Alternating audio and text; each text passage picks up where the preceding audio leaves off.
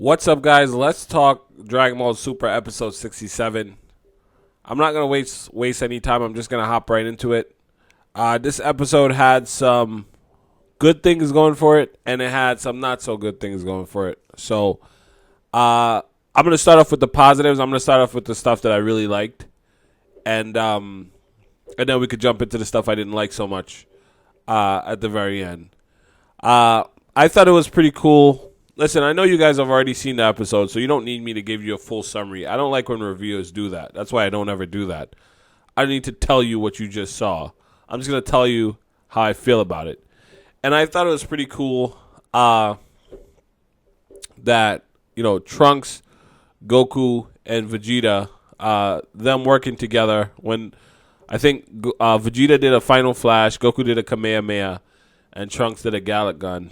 That was the first scene that sort of caught my attention, and I was like, "Oh wow, this is pretty cool." Like, that was really awesome. I like that the Omni-King got involved, that Goku summoned him.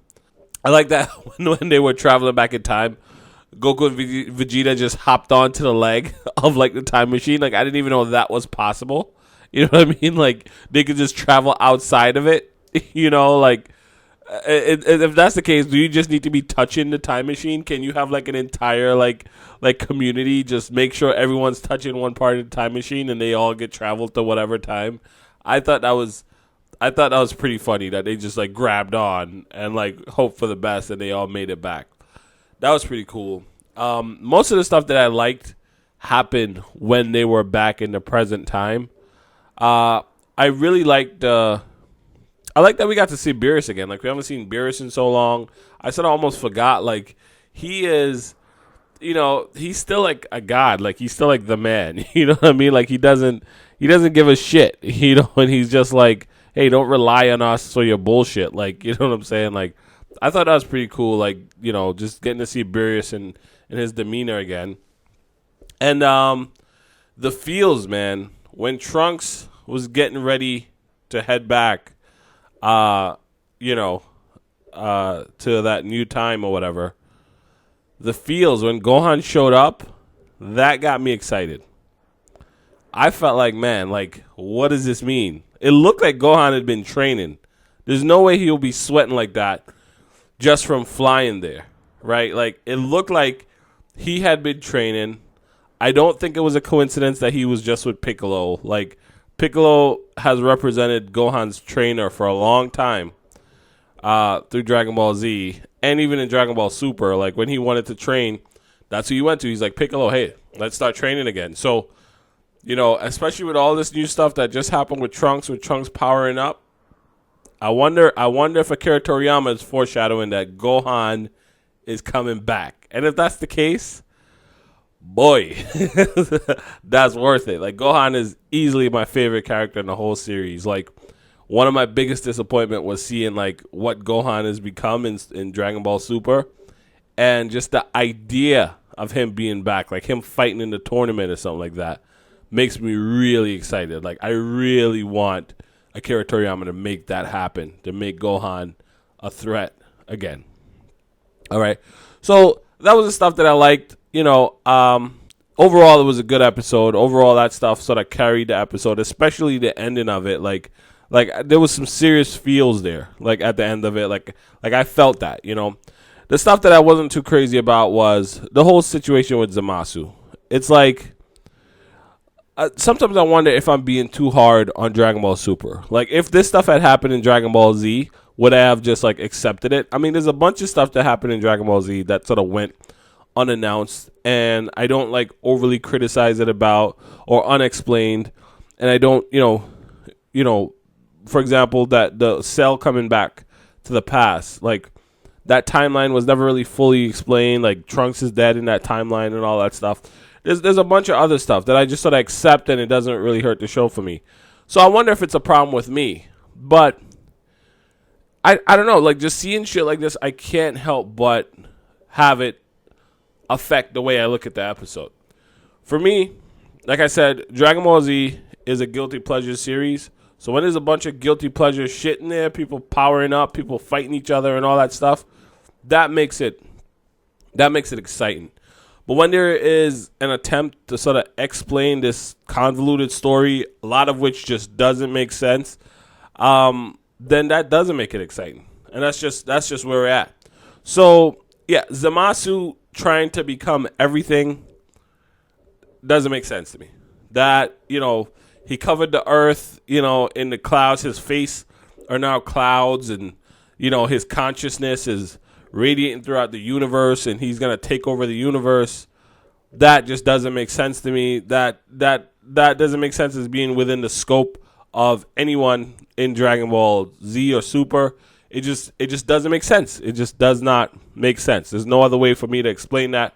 It just doesn't make sense, and it made the episode worse for me. When the Omni-King showed up, I did not know what to expect.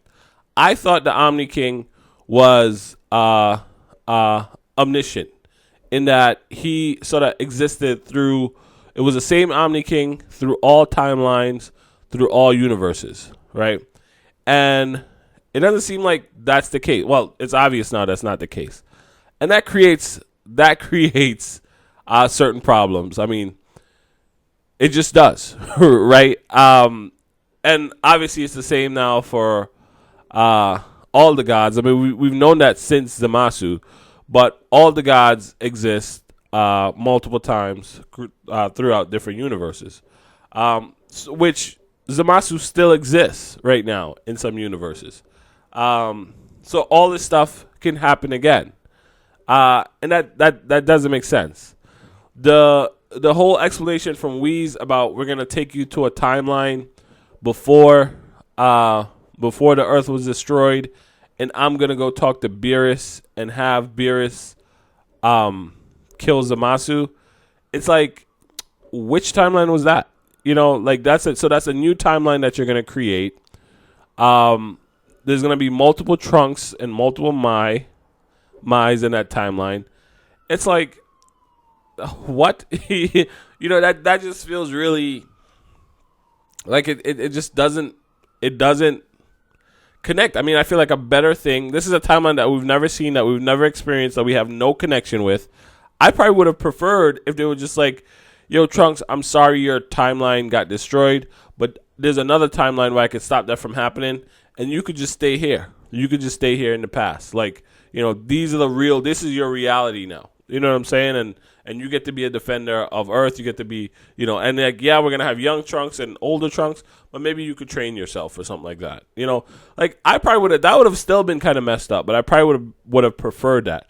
It's like this going to some timeline that we've never heard of. Like, that doesn't make sense to me. It doesn't make sense to me. I'm sorry. And the last thing that bothered me is this this addition of a second Omni-King. What does that mean? First of all, I get that Akira Toriyama has been pushing that the Omni-King is like, he has this like childlike mentality, way of thinking, way of looking at the world.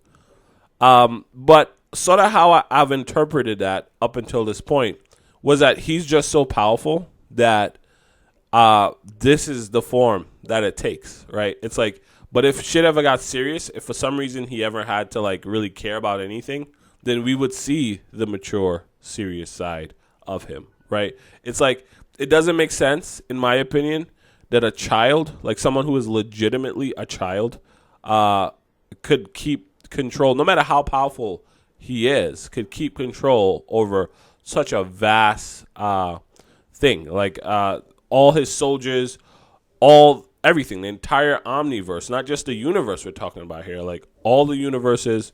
It's like, that didn't make sense to me that a child could do that, which begs the question, if the Omni-King is really a child, like, is it that he's a child because he had parents and his parents died or are no longer, Omni-Kings or whatever? Like, it just doesn't. What has earned him that respect?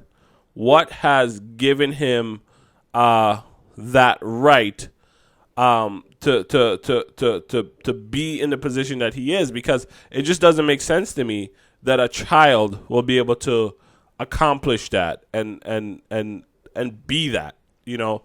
And also the fact that he doesn't exist across timelines, but they clearly have the ability to time travel. You know, he can create multiple versions of himself, or anyone could create multiple versions of himself. For example, now Goku has this unique relationship with the Omni-King. Someone could travel in time, corrupt Goku, or let's say they invade Goku like Zamasu did, and then corrupt the Omni-King of that universe, and then use him in a different timeline. Like, you get the implications of it. You get what I'm trying to say. It's like, I thought the Omni-King was omniscient. He was sort of all-knowing. He existed across all timelines. And I think the addition of the fact that that's not the case doesn't add to his story. It makes me feel like he's not the final boss. It makes me feel like there's someone ahead of even him, which I don't know what to make of that. Anyway, that's it for me. Overall, I'm going to give this episode a 6 out of 10. It was a little bit better than average. There was some stuff that I didn't like. It did make an attempt to try and explain some of the stuff, but I think it failed at that. I think Akira Toriyama has just written himself, as far as these storylines, into too much of a hole where it's not really possible to write himself out. The only how you could legitimately enjoy this series is to acknowledge it as a guilty pleasure series and just enjoy that. Just enjoy that for what it is. And when that happens, I really enjoyed it. Like last 2 episodes or 3 episodes, I think, I've given 10 out of 10. Because I enjoy it when I look at it as a guilty pleasure series. But when it's an episode like this where they're trying to give you like storyline or trying to explain certain things, it just doesn't make sense. Logically, it just doesn't stand up to the test of analysis or scrutiny. So it's like, it just doesn't make sense to me. So, but we did have some action in here, and it was a good episode. The feels at the end, that's what pushed it over average for me. So I'm gonna give this episode a 6 out of 10. Let me know what you guys think. Leave a comment. Let's chat. And that's it. Have a good day, guys. Bye.